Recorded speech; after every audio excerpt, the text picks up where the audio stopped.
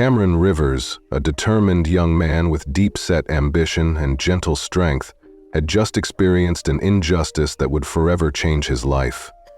The bustling airport terminal melted into a blur as he clutched his phone with trembling hands, his heart pounding in his chest. He had been unceremoniously removed from his flight, an act that left him humiliated in front of countless strangers, feeling small and dehumanized. Cameron dialed his father, the mighty CEO of Meridian Air, whose reputation for leadership spanned from polished boardrooms to gritty urban runways.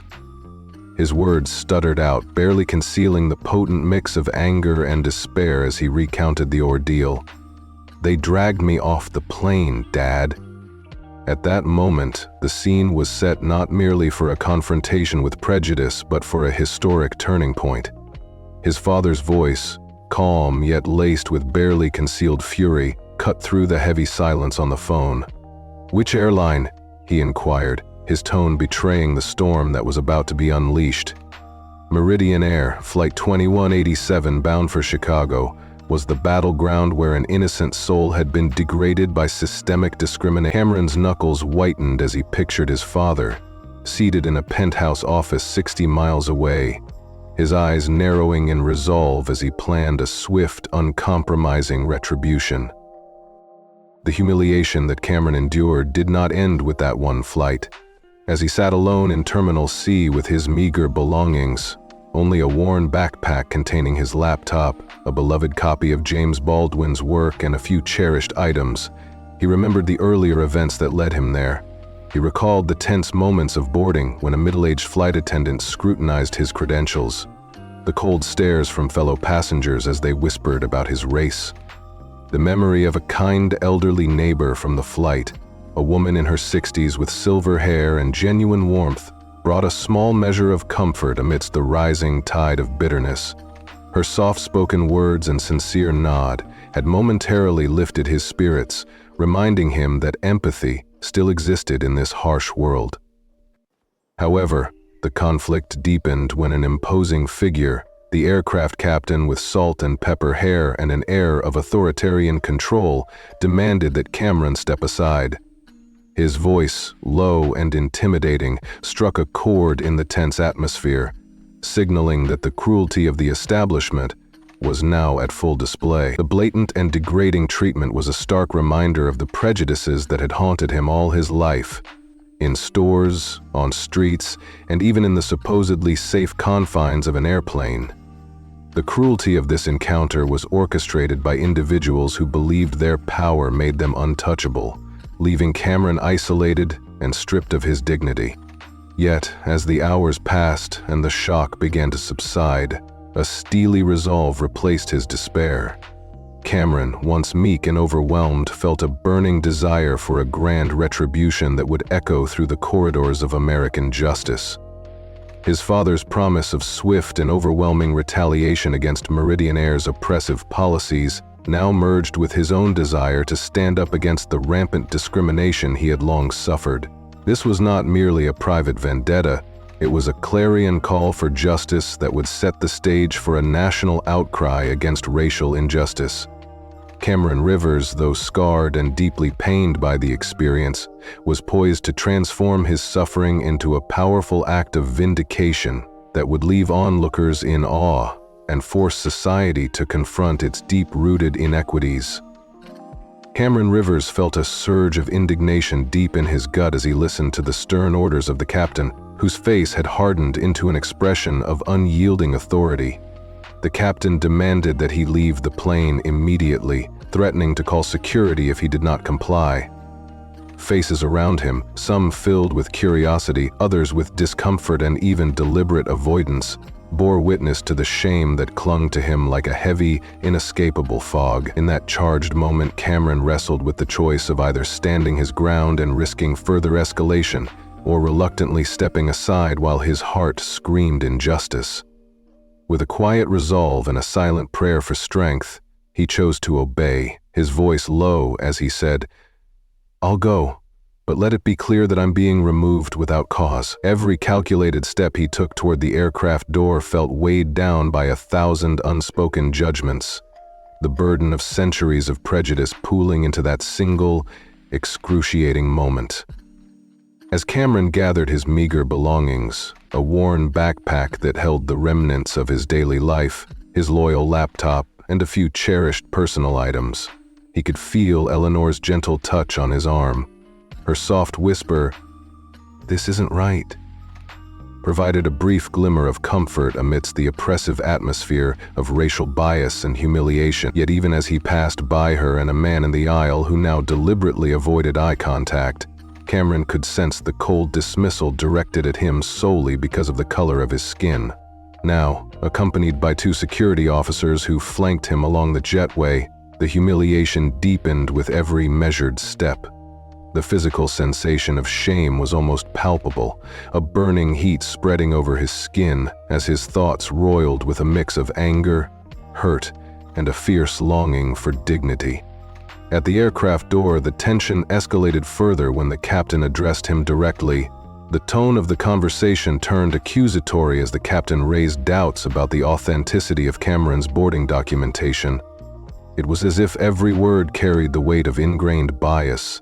"Mr. Rivers," the captain said, his voice a blend of suspicion and cold authority, "our flight attendant raised concerns about your boarding pass and ID. We take security very seriously at Meridian Air." Cameron's mind raced as he fought to keep his composure. He challenged the captain, asking, "What specifically raised these concerns?" A heavy silence ensued before the captain admitted that there was a discrepancy. Cameron's boarding pass showed a ticket purchased just yesterday, a fact that did not match his claim of returning to school for freshman orientation.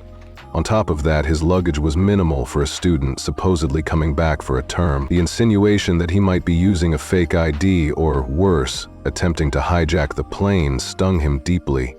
A painful echo of similar encounters he had experienced in malls, on busy streets, and even during routine traffic stops. Cameron's heart pounded as he attempted to explain himself clearly, his voice quivering but determined.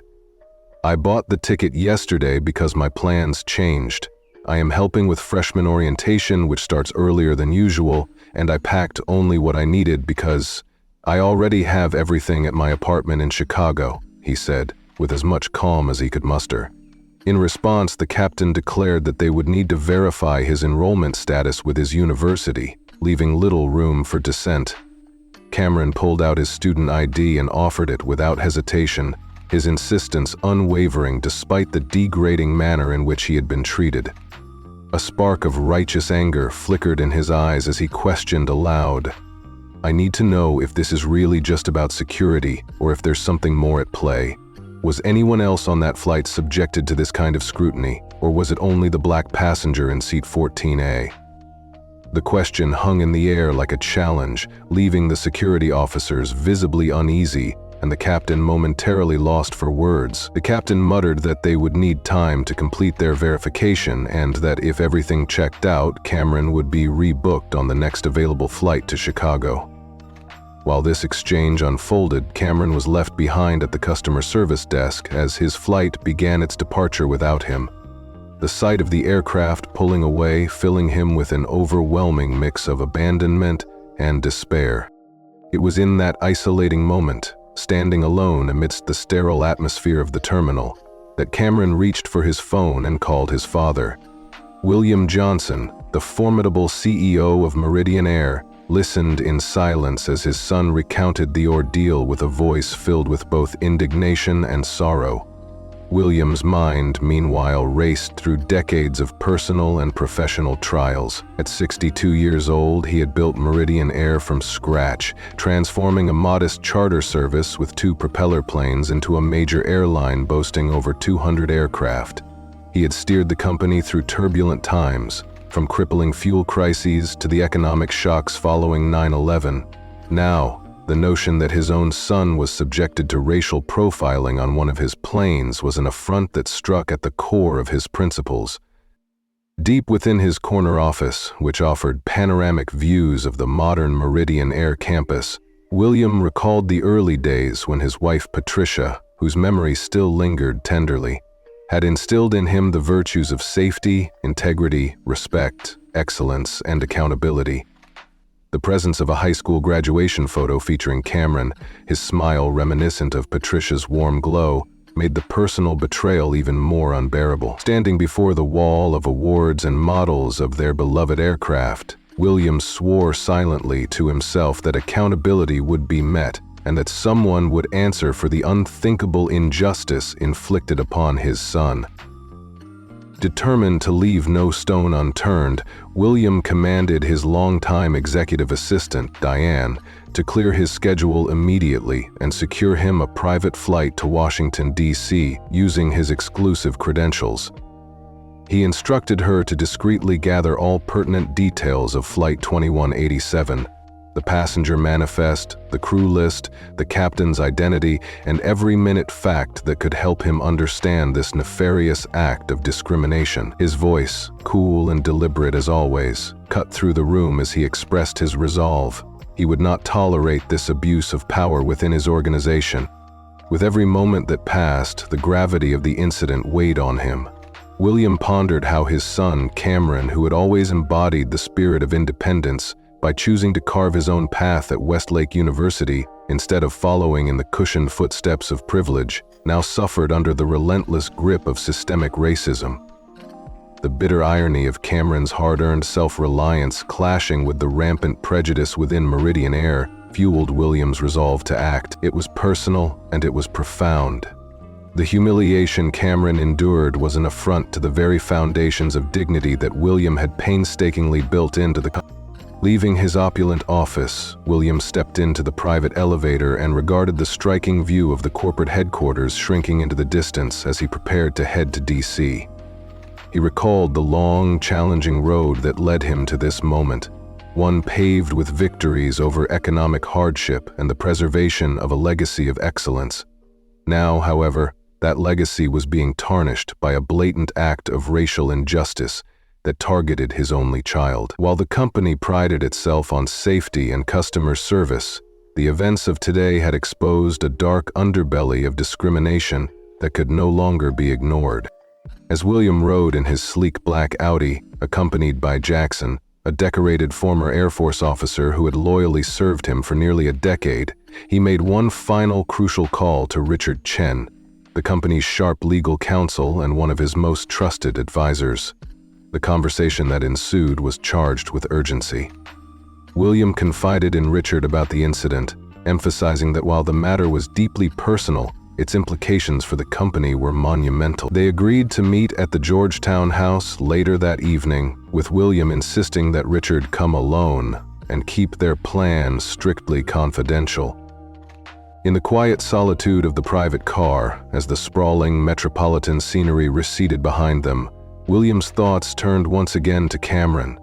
He imagined his son standing alone at the terminal, a solitary figure marred by humiliation and injustice.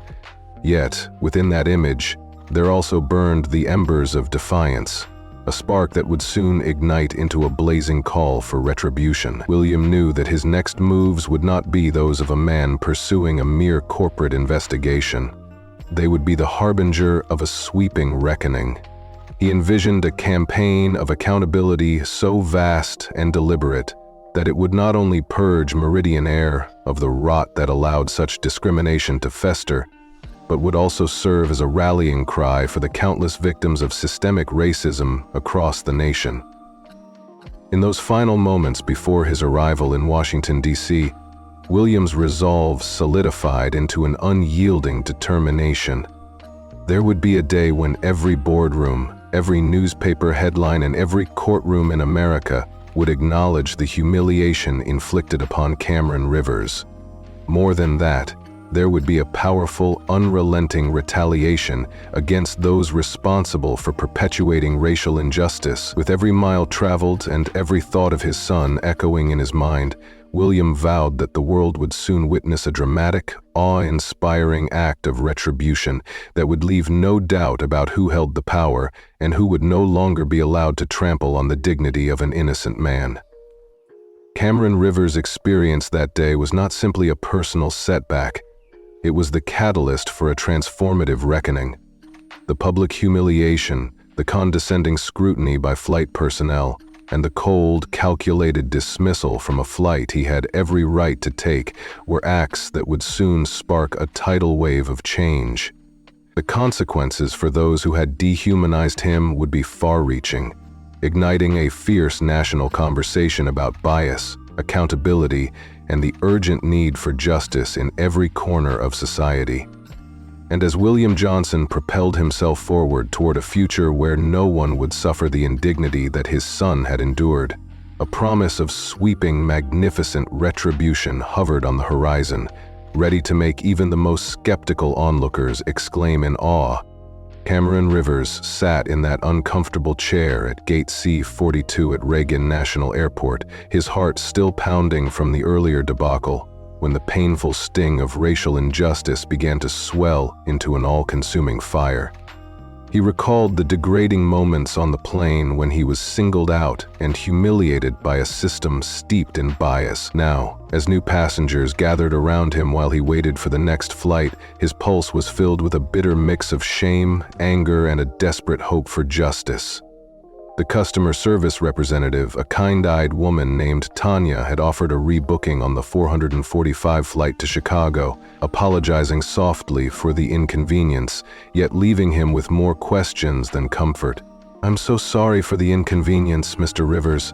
We've resolved the security verification, and you're cleared to travel," she had said. When Cameron pressed for details, her answer was vague, glancing nervously at her computer screen, as if the truth was hidden behind a locked door. He had refused the immediate rebooking, choosing instead to wait and see what his father, the formidable William Johnson, might have planned. The airport was a flurry of motion, hurried business travelers, families bustling with luggage and restless children, and staff going about their tasks with an efficiency that only large American hubs could maintain. As Cameron's phone buzzed with a text from his roommate Devin asking if he had made his flight, he hesitated before replying with a terse, "Slight change of plans, we'll explain later. Don't come to the airport yet." That message encapsulated the overwhelming mixture of isolation and determination that had taken hold of him. He sank back into his seat, his thoughts ever returning to his father's words and the lessons of resilience he had learned from him growing up. William Johnson, a man whose cautious wisdom had been forged through years of battling both economic adversities and subtle injustices within his own company, now found himself gripped by an all-too-familiar protective instinct. As the private car sped down highways measured in miles per hour, his mind drifted back to the early days, when he first cradled his newborn son, now Cameron, where he vowed to protect him from a world that often treated him unfairly. The incident on the plane was a brutal reminder that even in the modern age, a man's skin could be used to justify cruelty and humiliation.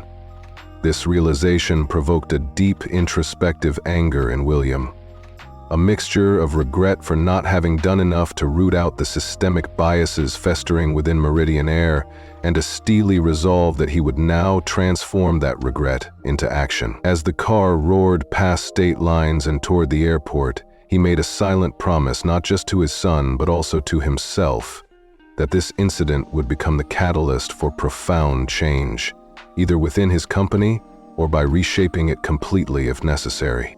Back at the terminal, the gears of injustice were visibly turning as Cameron's mind replayed the incident over and over. He remembered every humiliating moment on that plane, the way the flight attendant Heather had scrutinized his documentation with a venomous mixture of suspicion and indifference. He recalled approaching her in the terminal with a calm yet determined voice, asking, "Why did you single me out on that flight?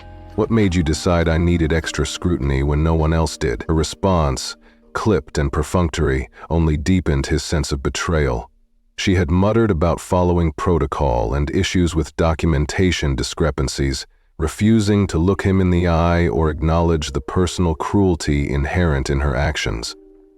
In that brief confrontation, Cameron's growing anger warred with an overwhelming sense of isolation, making him feel more like a target than a human being. As the minutes stretched into what felt like an eternity, he clutched his well-worn copy of James Baldwin's work, a constant companion in times of inner turmoil, and sought solace in the piercing truths of Baldwin's words about America's enduring racial inequities. To be a Negro in this country, and to be relatively conscious, is to be in a state of rage almost all the time, Baldwin had written, and those words resounded in Cameron's ears with a searing clarity. The raw pain of public humiliation meshed with the rising anger of decades of cumulative prejudice, and with every word he read, he found both despair and a rebellious spark of hope. This hope was one that demanded retribution, a calling that, in the gentle cadence of his inner dialogue, promised a reckoning not only for himself, but for every victim of discrimination. Elsewhere in the company's operations, Captain Robert Whitman, whose name had become entwined with the controversy, was reeling from a different kind of pressure. With 23 years of service under his belt and a sterling record to his credit, Whitman prided himself on safety and precision.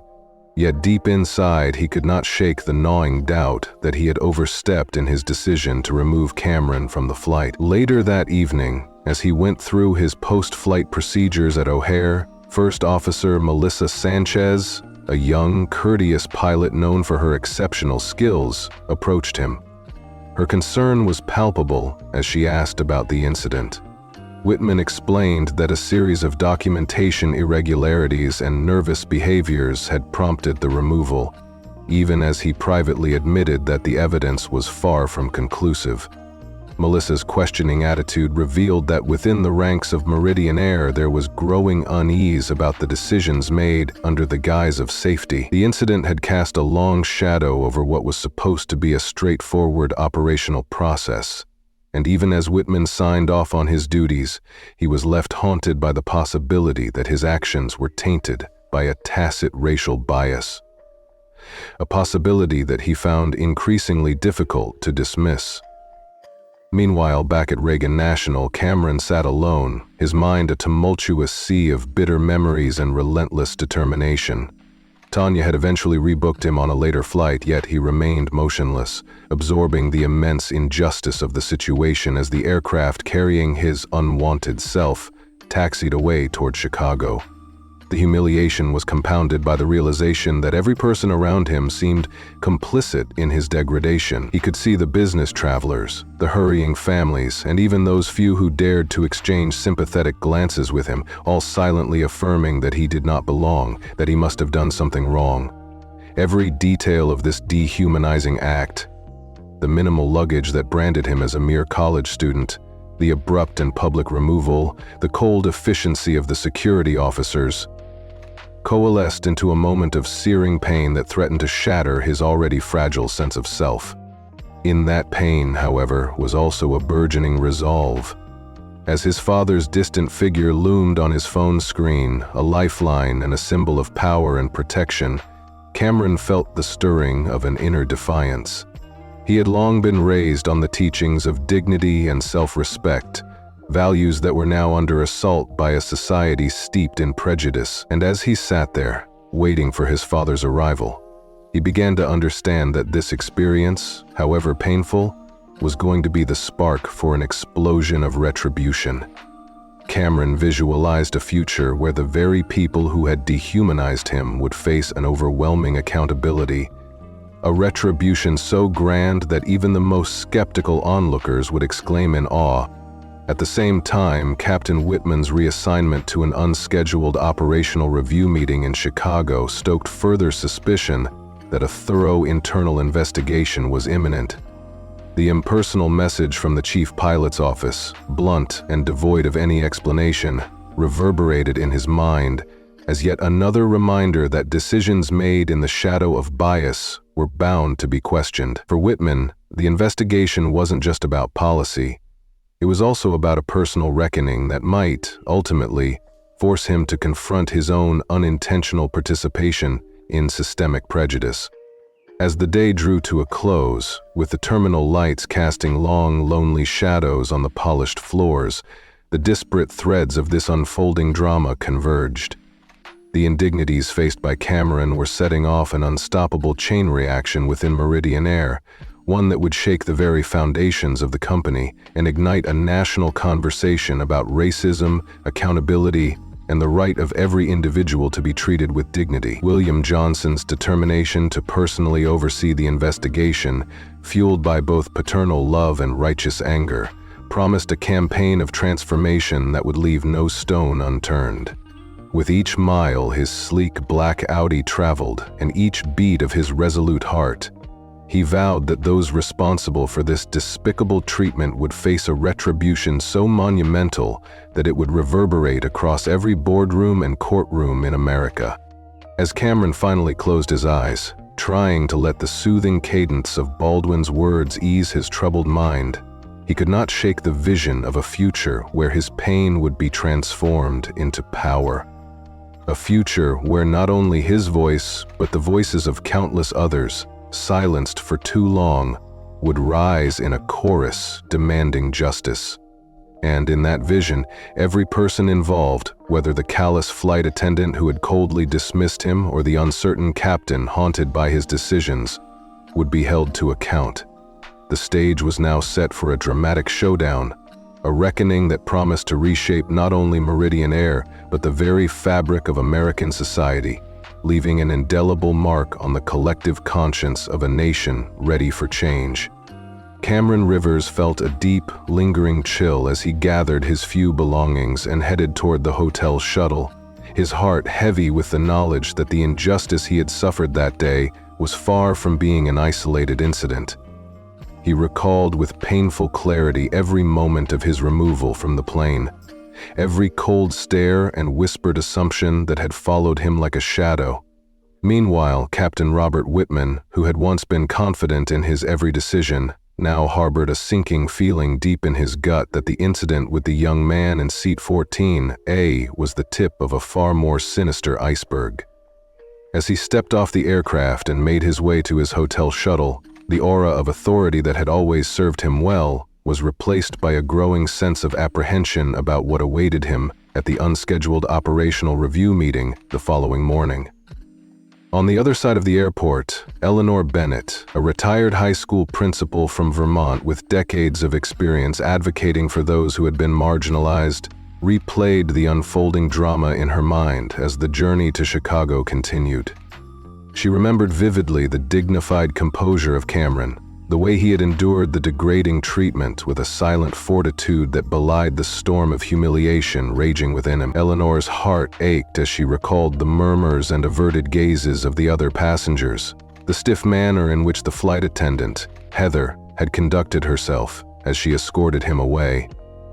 Now, safely ensconced in her daughter's guest room in the Chicago suburbs, Eleanor felt the weight of regret and guilt that came from having not spoken up louder against the injustice. It was as if her lifelong mantra of standing up for what is right had deserted her at a time when her voice was needed most. Sitting quietly with a cup of tea in hand as her daughter Sarah looked on with concern, Eleanor recounted the details of what she had witnessed on board. Her voice trembled as she explained how Cameron, a young man studying political science at Westlake University, was rudely singled out for extra scrutiny simply because he was black. As she described his removal from the aircraft, Eleanor's tone grew more distressed, revealing how the patronizing actions of the flight attendant and the indifferent protocol of security had unfolded before her eyes.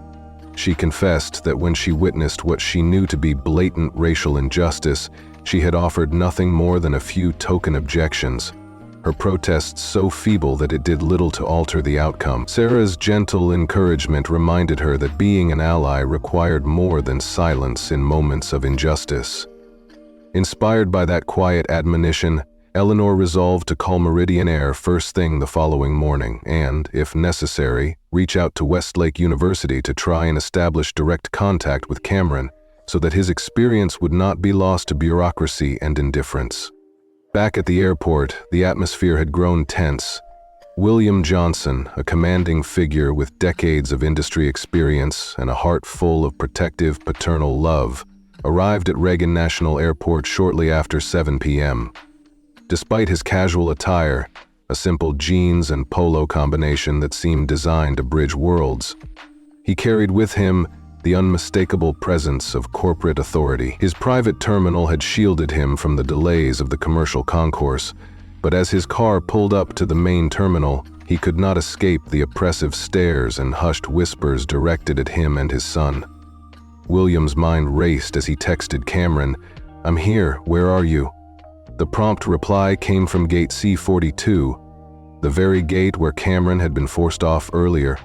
Even before Cameron had seen his father, William's determined gaze had tracked his son sitting alone by a pillar, reading with a quiet resilience that belied the raw hurt in his eyes.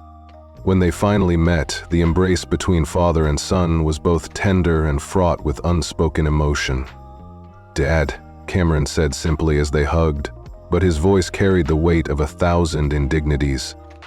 William's concern deepened as he studied his son's face, a mixture of relief, fatigue, and barely contained anger. "Are you okay?" he asked softly. Cameron's reply was measured, laced with sorrow and fury. "I'm fine, Dad, just angry and tired." Their shared silence spoke volumes. William's heart pounded with a mix of paternal pride and seething determination as he led Cameron away from the terminal, aware of the sidelong glances thrown their way by onlookers who had witnessed the day's humiliations. In the privacy of their car, as they merged onto a busy interstate measured in miles per hour, William recounted his conversation with Richard Chen, the company's trusted legal counsel, who had already been summoned to help strategize a response. "I spoke to Richard Chen," William told his son in a hushed, determined tone, "and he's meeting us at the Georgetown house tonight. This isn't just about your treatment, it's about what Meridian Air stands for." Cameron listened, his eyes fixed on the passing cityscape as he tried to reconcile his personal pain with the emerging narrative of corporate betrayal and institutional racism. For the next 20 minutes, Cameron recounted every detail from that fateful day, from the cold check-in process to the degrading exchange with Heather, the flight attendant who had questioned his identity and dignity with a clinical detachment that cut deep. As he spoke, William's expression grew more serious, his features tightening in resolve. When Cameron described his confrontation with Heather, how he had questioned her reasons for singling him out, only to be met with an indifferent, rehearsed response, William's lips pressed into a thin line, his mind already framing a plan for an unprecedented and massive retribution.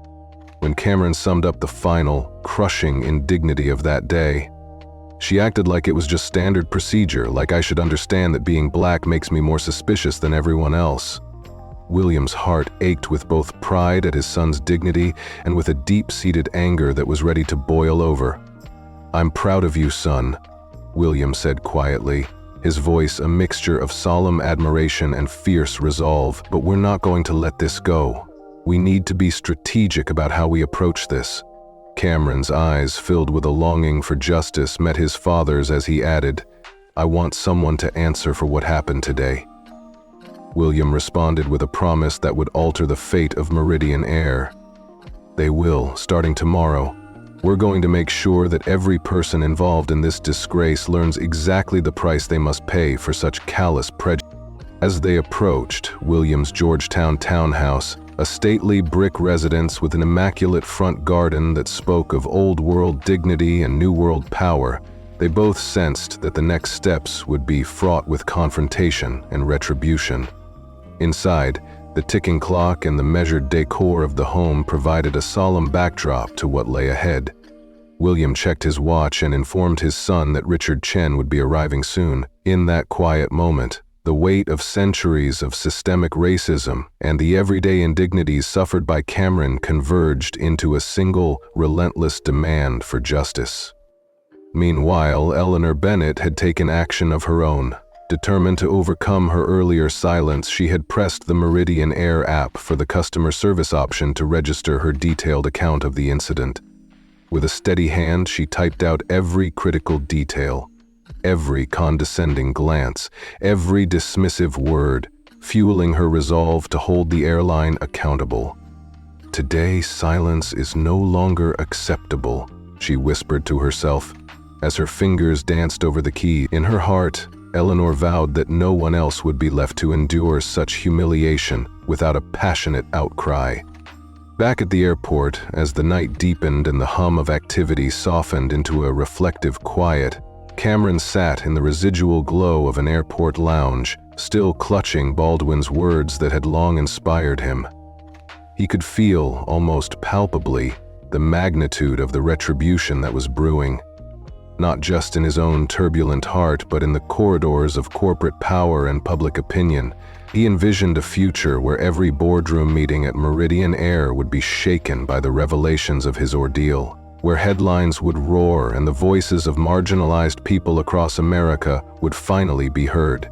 In his mind, the day was coming when the cruelty of those who demeaned him would be met with a response so colossal, so meticulously executed, that even the hardest of skeptics would be forced to acknowledge the sheer force of righteous vengeance. As the anticipation of what tomorrow might bring coiled around him like a living thing, Cameron's resolve solidified further.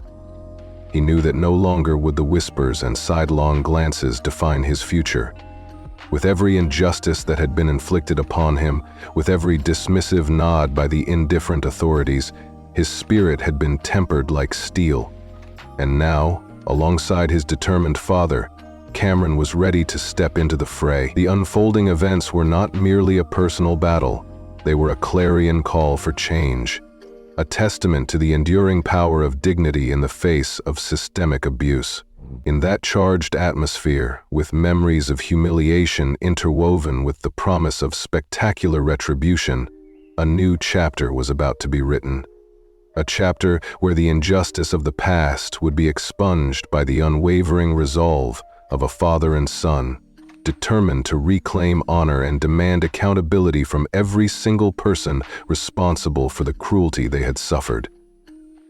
In the quiet solitude of his Georgetown study, William Johnson sank into a rich leather chair behind his polished oak desk, pouring himself a small glass of bourbon, the first sip of the day that barely masked the storm brewing in his mind. On the opposite wall hung a large framed photograph of Meridian Air's very first 2 aircraft, parked at a modest regional airport, captured in a moment of youthful optimism when he and his late wife Patricia stood side by side, their eyes alive with dreams of building a better, kinder company. William murmured softly to the photograph, asking, "What would you do, Patty? How would you handle this?" In his heart, he heard her gentle counsel urging him to steer his company with unyielding integrity and a commitment to justice that had always defined their partnership. Without hesitation, he picked up his phone and dialed an old number, one he rarely used but had never forgotten. After a few rings, a deep, steady voice answered. "This is Michael Robinson." Michael, once Meridian's trusted head of human resources, and now a leading consultant in corporate ethics, had long since parted ways after clashing with the board over diversity and employee treatment. "Michael, it's William Johnson," he said firmly, his tone lined with both regret and determination. Over the next 15 minutes, William recounted the disgraceful events that had unfolded on Flight 2187, how his son, Cameron Rivers, had been singled out and removed for mere discrepancies that reeked of racial bias. Michael's voice grew sober as he summarized the situation. "You want to use this incident as the catalyst for a sweeping change at Meridian, not just to discipline the individuals involved." "Exactly," William replied. "If this can happen on my airline, then our culture is broken and must be reformed." Though Michael warned that real transformation would be met with fierce resistance, William's tone was steely as he declared, "Let them resist. Meridian Air is mine to shape, and no excuse will stand in the way of protecting my son's dignity and our company's soul." Michael then gently pressed, "But what role does Cameron want in this process? He is still healing from today's trauma." William paused, acknowledging this truth before promising to include his son's voice. For even a young man who has suffered such injustice deserves agency. Later, as the house grew quiet and the evening deepened, William left his study for his private room. His son Cameron had already gone to settle in upstairs with his small backpack slung over his shoulder, a subtle hint of determination yet marred by the day's pain. The house was filled with a heavy silence, one that now vibrated with a promise of retribution and radical change. William remained behind to finalize his plans, his thoughts returning to every slight, every unkind glance that had marred Cameron's experience. The very idea that a man would be treated as less than human because of the color of his skin ignited in him a passion for justice that would soon shake Meridian Air to its core. Meanwhile, miles away, Heather Davis, a seasoned flight attendant with 22 years of service, stood in her modest apartment in a gleaming high-rise overlooking the city. After a long, painful day marked by her own inner conflict over the incident with Cameron, she removed her uniform jacket and settled onto her sofa with a quiet sigh. As she sipped a glass of wine by the window, she wrestled with the haunting memory of Cameron's dignified endurance and her own role in his humiliation. Even as her phone buzzed with messages from loved ones, her heart could not let go of the question that now haunted her. Was her extra scrutiny driven by protocol or by a bias she had long denied? In that reflective moment, as the city lights twinkled below, Heather braced herself for what tomorrow might bring. A confrontation that promised to expose the raw underbelly of injustice and demand an answer from everyone responsible for turning a routine flight into a stage for cruelty. Cameron Rivers sat in the conference room with an inner fire burning that no one could ignore, not even amid the polished veneer of Meridian Air's Chicago headquarters. The room itself was immaculately appointed, with comfortable leather chairs, state-of-the-art presentation equipment, and floor-to-ceiling windows that offered a sweeping view of Lake Michigan. But today, none of those elegant details mattered compared to the raw, seething confrontation unfolding at the table. His father, William Johnson, had gathered top executives and legal counsel to get to the bottom of what had transpired on Flight 2187 yesterday, a flight that had forever altered Cameron's life and forced every person in that room to confront the ugly truth of racial profiling. "I want to be heard," Cameron began steadily, his voice strong but laced with the deep hurt of a young man who had just experienced humiliation that no passenger should ever have to endure. Not just as your son, but as a person who was treated like he didn't belong, all because of the color of his skin. His question hit like a sledgehammer in the hushed atmosphere, where every eye was fixed on him and on the stern faces of those who now stood accused of turning routine security protocols into something that reeked of prejudice. William, with a steady hand and firm resolve, added, "We need complete transparency about what happened.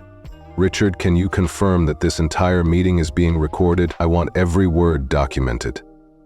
Richard Chen, Meridian Air's chief legal counsel, quickly affirmed, "It's already arranged, Mr. Johnson."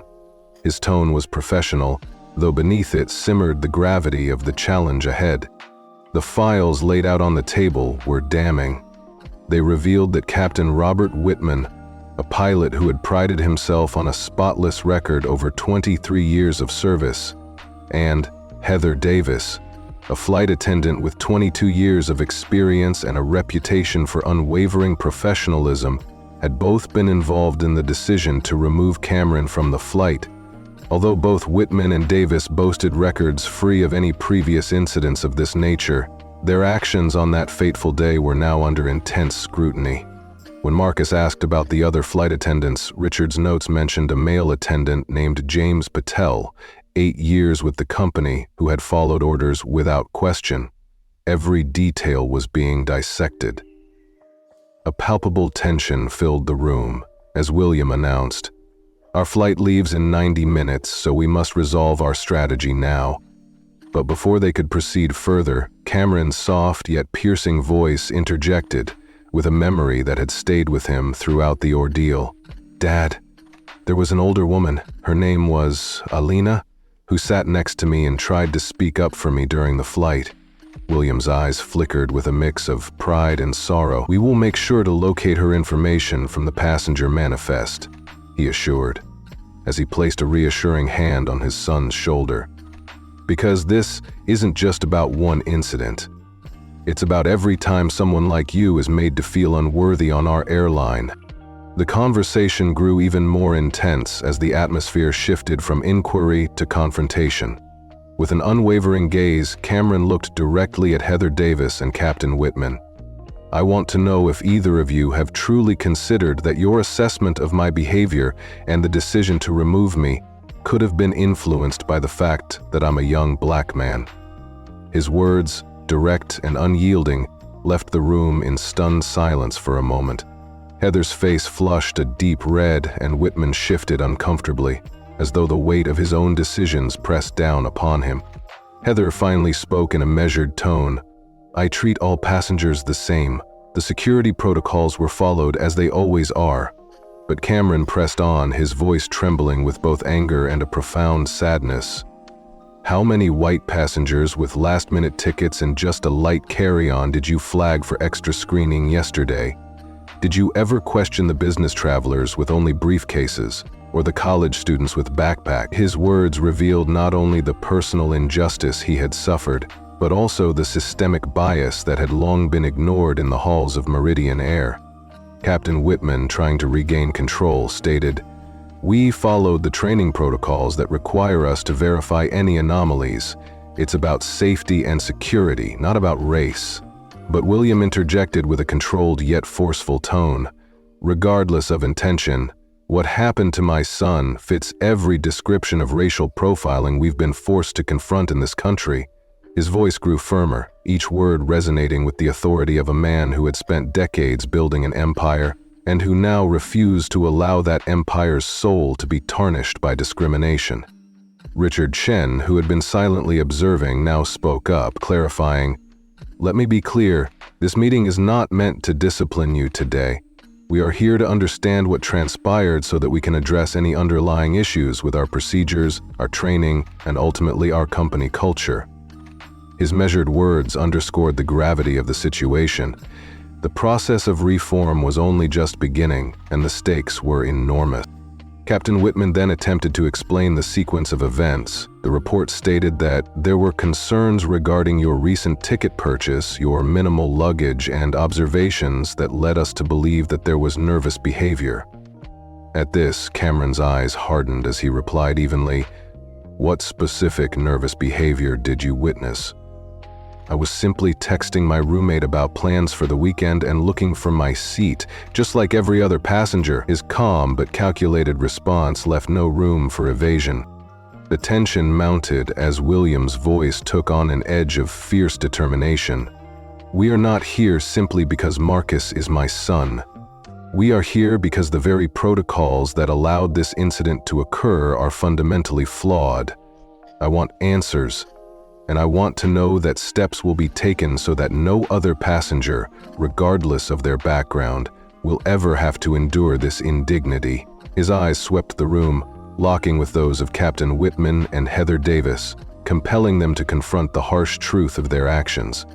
As the conversation spiraled deeper into the realm of accountability, each participant was forced to reckon not only with the incident, but with the collective responsibility of an institution that had long prided itself on safety and efficiency. Marcus then asked the question that cut through the formalities. "Have you ever considered that your decision might have been influenced by racial bias? Did you review your actions for any signs of prejudice?" His question was not a challenge for mere explanation.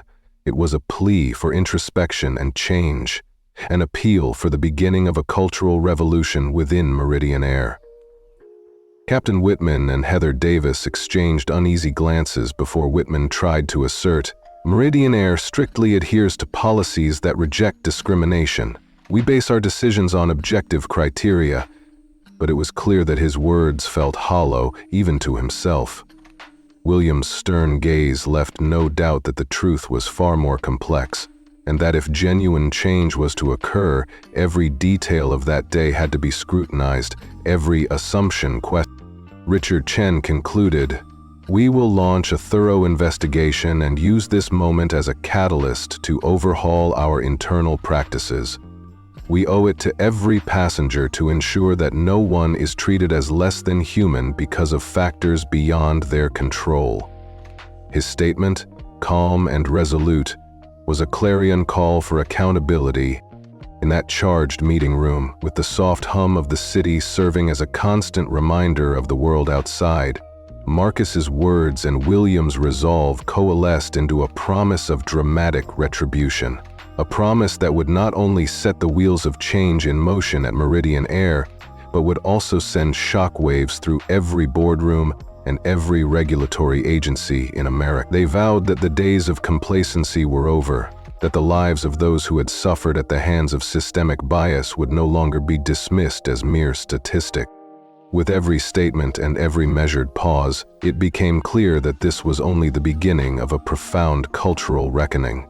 The meeting was scheduled to continue with further testimonies, more probing questions, and ultimately, a plan to ensure that fairness and dignity were restored not only for Cameron Rivers, but for every individual who had ever faced discrimination. As the clock ticked on, the room filled with a renewed energy, a collective determination that this incident would be transformed from a painful memory into the spark of a movement for change. And as the city outside awoke to a new day, inside that conference room, the foundation of Meridian Air was being shaken to its core, setting the stage for a retribution so grand that even the most skeptical would be compelled to exclaim in astonishment and hope. Cameron Rivers sat in the conference room with a quiet but determined fire in his eyes. The long, polished table and the panoramic view of Lake Michigan outside offered no comfort as the stern voices around him began to question every detail of the fateful incident on Flight 2187. His father, William Johnson, leaned forward with an expression that was intense, yet not overtly hostile. His deep voice resonated across the room as he addressed Captain Whitman and Ms. Davis, saying, "I am asking you to consider the possibility that, despite your best intentions and your commitment to treating everyone equally, unconscious biases may have influenced your perceptions and decisions yesterday." His words were measured, aiming not to assign deliberate wrongdoing, but to force a reckoning with the subtle prejudices that had led to his son's humiliation. William continued, "This is not only about ensuring that my son is heard, but also about making sure that no other passenger on a Meridian Air flight endures the indignity that Cameron experienced." A heavy silence fell over the room as Whitman and Davis absorbed William's words. Finally, Captain Whitman spoke, his voice quieter than before. "Mr. Johnson, I have been a pilot for over 25 years. Safety and fairness have always been my highest priorities." He paused, as if weighing his next words carefully, and then added, "I am willing to consider that there might be factors influencing my judgment that I am not fully aware of." It was a small admission, yet for a man with Whitman's experience and reputation, it was significant. Ms. Davis, for her part, remained silent at first, her face a mix of defensiveness and uncertainty. When prompted, she replied firmly, "I stand by my assessment that there were concerning factors." Yet her eyes met Cameron's steady gaze as she continued, "I understand how it must have felt from your perspective, and I am sorry for that." Though not an outright acknowledgement of racial bias, her tone suggested the beginning of self-reflection, a start that William Johnson intended to build upon. William's voice grew even more resolute as he said, "Thank you both for your honesty. This conversation is just the beginning. I have decided to initiate a comprehensive review of Meridian Air's training programs, security protocols, and corporate culture, with a specific focus on identifying and addressing unconscious bias." His eyes swept the room as he announced that all employees, from the highest executive down, would be required to participate in this process. He explained that he had reached out to Michael Robinson, the former head of human resources known for his groundbreaking work on ethics and diversity training, to design and implement the initiative. Michael Robinson's name brought a brief look of surprise to Whitman's eyes, for Robinson had left the company under difficult circumstances. "Yes, he did leave," William admitted, "largely because the board and I were not ready then to implement the kind of changes he advocated, and that was a mistake that I intend to rectify." As Richard Shen, the company's chief legal counsel, distributed folders detailing the review process and the roles Whitman and Davis were to play in it, He explained that they would be placed on administrative leave with pay for the next 2 weeks. This pause from their regular duties was necessary so that they could participate in intensive training and consultation. Heather Davis repeated the words administrative leave in disbelief, her voice rising slightly with the realization that this was not a standard disciplinary measure, but an effort to force a real change. After these 2 weeks, your positions will be re-evaluated based on your engagement with the process and the outcome of the training, Chen explained. This is not about losing experienced employees. It is about ensuring that every Meridian Air staff member has the awareness and tools necessary to create a truly equitable experience for every passenger. Throughout the discussion, Cameron listened intently, his heart pounding as he observed the shifting emotions on the faces of Captain Whitman and Heather Davis. From initial shock and defensiveness, both were now moving toward tentative acceptance and introspection. Cameron felt a glimmer of cautious hope that these steps might finally lead to systemic change within an institution that had long upheld safety and efficiency at the cost of human dignity. In the back of his mind, he recalled the powerless feeling he had experienced being removed from that flight. An experience that had transformed him from a quiet, resilient young man into an outspoken advocate for fairness. "I want to know," he interjected with quiet determination, "if either of you have ever considered that your decision to remove me might have been influenced by racial bias. Did you question why a young black man with a last-minute ticket and just a single carry-on should be treated differently from business travelers with briefcases or college students with backpacks?" His question resonated with the truth of his lived experience. The tension in the room thickened as Captain Whitman stammered a response. "Meridian Air has strict policies against discrimination. We base our decisions on security protocols, not race." But before he could continue, William Johnson interjected sharply, "I do not care whether your intentions were pure or if your protocols were followed. What matters is the outcome. My son was treated as if he was a threat because of his skin color, and that is unacceptable." His words struck a chord, turning what might have been a dry corporate meeting into a charged battleground where facts met moral imperatives. Richard Chen then laid out the plan. "We will conduct an exhaustive investigation into this incident, and I will ensure that we review every stage of our decision-making process.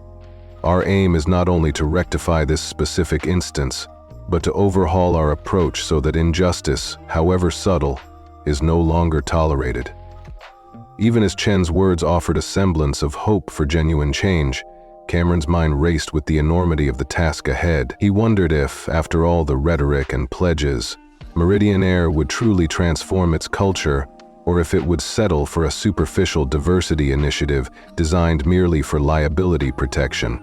In another part of the city, Eleanor Bennett, who had witnessed the incident on the flight and later filed a detailed complaint with the airline, received a prompt, personalized response. An email from Meridian Air's customer relations confirmed that her account had been forwarded to senior management for immediate review, and she was requested to meet with William Johnson that very afternoon.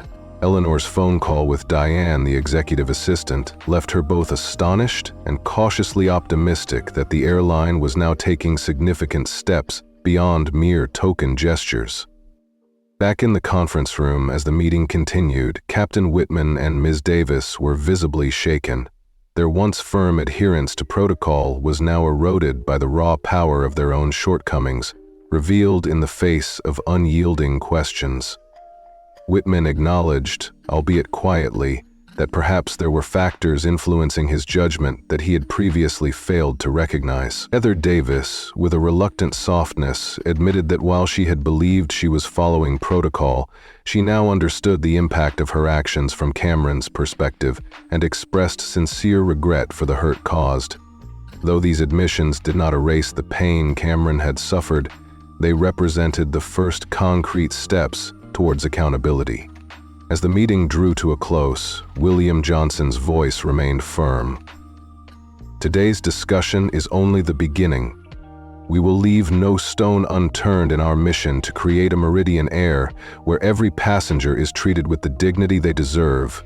and no one is sidelined because of who they are. His declaration was not just corporate rhetoric, it was a promise of retribution, a sweeping overhaul that would challenge entrenched biases and, in doing so, inspire every employee and customer to demand better. In that moment, the collective resolve in the room mingled with a profound sense of responsibility, and even Cameron, though still wounded by his experience, felt empowered by the notion that his voice had ignited change. William's plan was ambitious, intending to transform an entire corporate culture. And as the meeting adjourned, the quiet murmurs of reluctant acceptance from those present hinted at the beginning of a long and arduous journey toward true equality. For Cameron Rivers, whose courage had turned personal agony into a catalyst for reform, there was now a small yet significant victory. A promise that one day, no one would ever have to endure the public humiliation and systemic injustice that he had faced. The seeds of change had been sown, and with William Johnson's unwavering determination, this was only the first step toward a revolution that would leave even the most skeptical observers exclaiming in awe at the transformation unfolding at Meridian Air. Cameron Rivers sat in the conference room at Meridian Air's Chicago headquarters with a heavy heart and determination in his eyes as his father, William Johnson, addressed the group. The room, furnished with comfortable leather chairs and boasting a panoramic view of Lake Michigan, was supposed to be a symbol of corporate success and modern efficiency.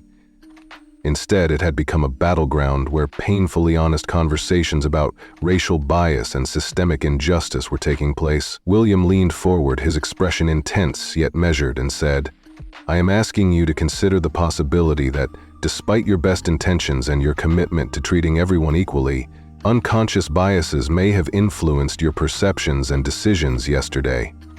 His voice was calm but carried a weight that reminded everyone present that what had transpired on Flight 2187 was about far more than a simple security protocol. It was about a young man, Cameron, being treated in a manner that no one should ever have to endure simply because of the color of his skin. The silence in the room was almost tangible as Captain Whitman and Ms. Davis sat there, absorbing William's words. After a long pause, Captain Whitman, a man who had prided himself on over 25 years of exemplary service, broke his silence. "Mr. Johnson, I have always held safety and fairness as my highest priorities," he said quietly. His voice wavered slightly as he continued. "But I am willing to consider that there might be factors influencing my judgment that I am not fully aware of." It was a small concession, yet for someone with Whitman's extensive experience and established reputation, it was a significant step.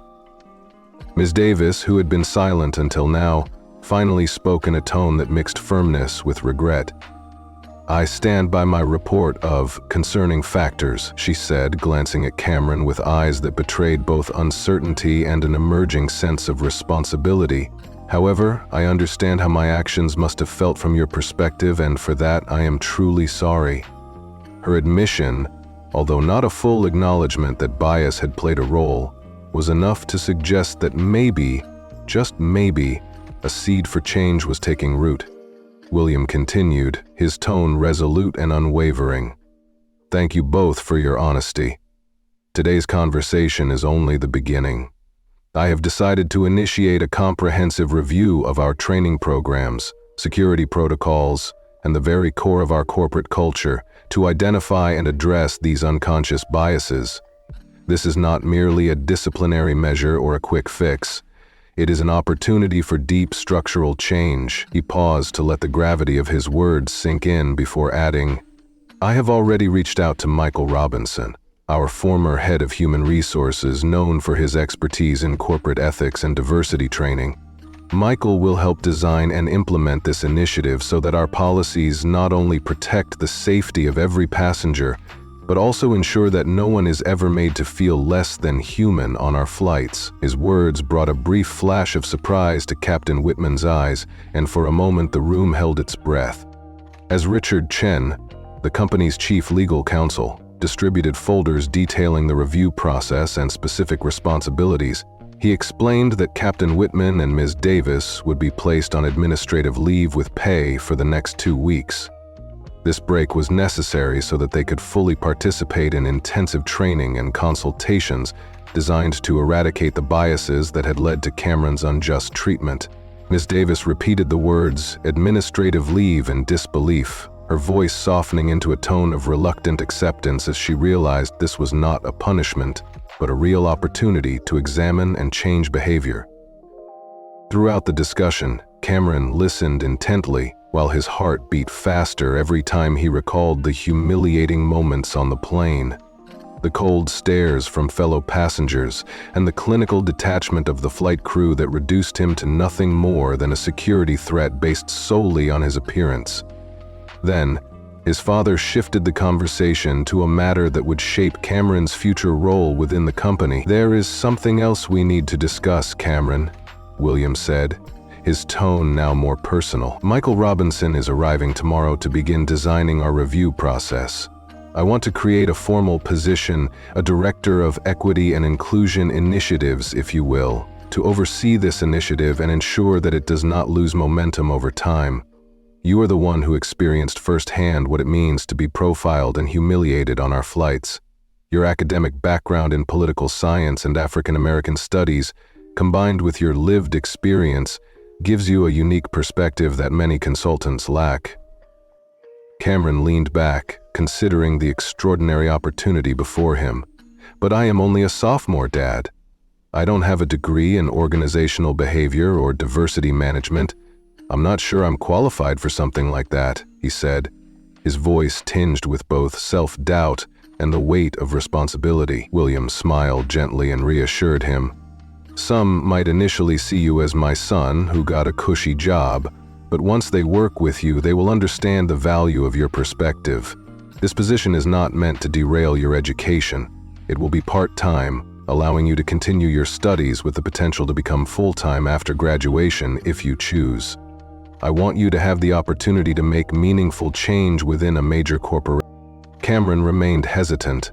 The possibility of being seen as a token hire gnawed at him, yet he also recognized that if he did nothing, the cycle of injustice would continue unabated. His mind raced with visions of a future where no young black man would have to endure the humiliation he had suffered. As the conversation grew more intense, a knock at the door interrupted the discussion. Diane, a reliable and efficient executive assistant, announced that Miss Bennett had arrived in the main conference room. Miss Bennett was the older woman who had sat next to Cameron during the ill-fated flight and had quietly and courageously spoken up for him. William rose immediately, saying, "Thank you, Diane. We will be right there." His tone was respectful yet determined, and Cameron felt a surge of gratitude and pride. This was not just about rectifying a single incident. It was about transforming an entire corporate culture that had long turned a blind eye to racial bias. As they made their way out, William placed a reassuring hand on Cameron's shoulder and said, "I want you to know how proud I am of you. Not just for how you handled yesterday, but for your willingness to be part of making things right. Today, we are taking the first steps toward a new Meridian Air, one that stands for dignity and respect for everyone, regardless of their background." In the conference room, the atmosphere was charged with emotion as Ms. Bennett recounted her observations.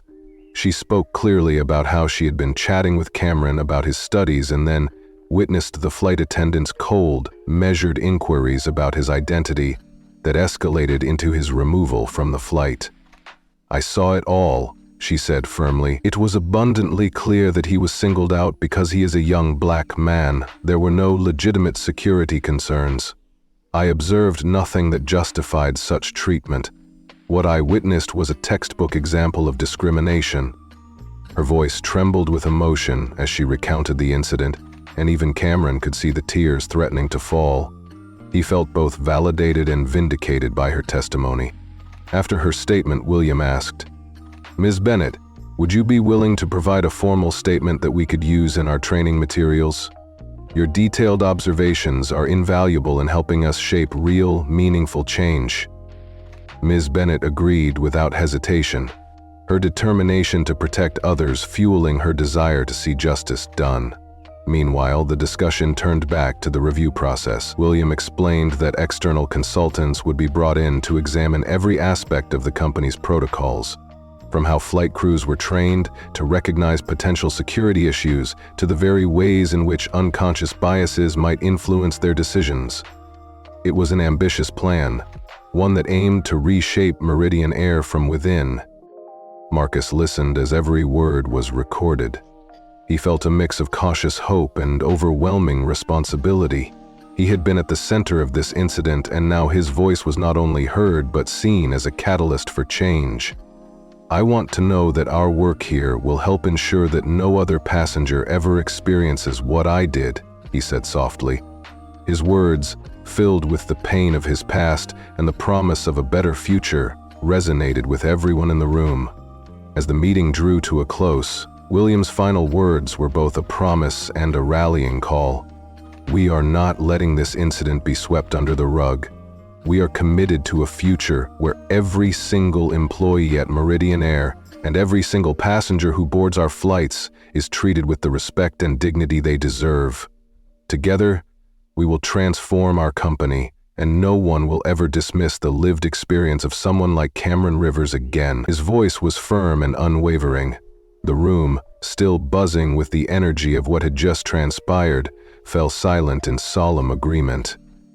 In that moment, the seeds of a new beginning were sown, a promise of retribution so grand that even the most hardened skeptics in the corporate world would eventually have to acknowledge the shift. Cameron, his eyes shining with a mixture of resolve and hope, realized that his painful experience had not been in vain. It had sparked a movement that would force every person in Meridian Air, from the captain to the newest flight attendant, to confront and overcome their own biases. And though the road ahead would be long and fraught with challenges, he no longer felt alone. With his father's unwavering support, the courage of witnesses like Ms. Bennett, and the commitment of a company now poised to change its ways, he had every reason to believe that the future could indeed be transformed. One where true equity was not just a promise, but a lived reality for every passenger who stepped aboard a Meridian Air flight. Cameron Rivers listened intently as his father, William Johnson, laid out a bold plan to reform Meridian Air from within. In that same boardroom, filled with tension and hope, William explained that Michael Robinson would soon arrive to design a comprehensive review process, one that would create a formal position to oversee equity and inclusion initiatives. With genuine humility, Cameron said, "I'd like to try, even if it's part-time, since I must finish my degree." His voice was steady and determined, and William's eyes shone with pride.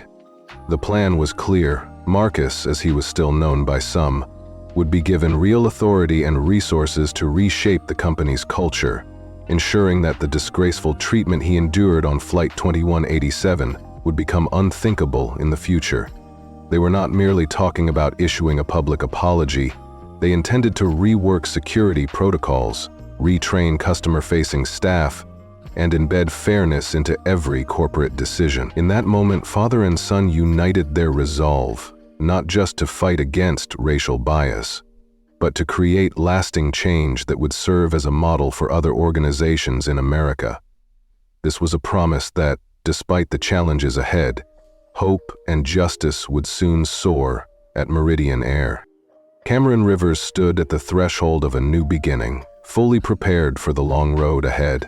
In the turbulent aftermath of his humiliating removal from Flight 2187, a moment that had exposed the deep-seated racial biases at Meridian Air, he vowed that no other passenger would ever endure such degrading treatment.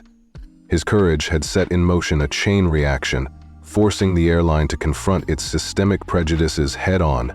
His father, William Johnson, the formidable CEO who had built Meridian Air from humble beginnings to a national powerhouse with over 200 aircraft, now led a revolutionary internal overhaul. Together they forged a plan that transcended mere apologies, embracing comprehensive reforms, revised security protocols grounded in objective criteria, intensive bias training for all staff, and a restructured hiring process to guarantee diversity and fairness. As the new Director of Equity and Inclusion, Cameron had transformed his personal suffering into a potent force for change. Today, as he addressed a room of corporate leaders with a calm yet resolute voice, he reminded everyone that every journey begins with a courageous step. Prepared for the hard work ahead, he believed that beginnings are the most important part of any journey, a journey toward justice, respect, and an air of equity that would leave even the most cynical observers saying, "Wow."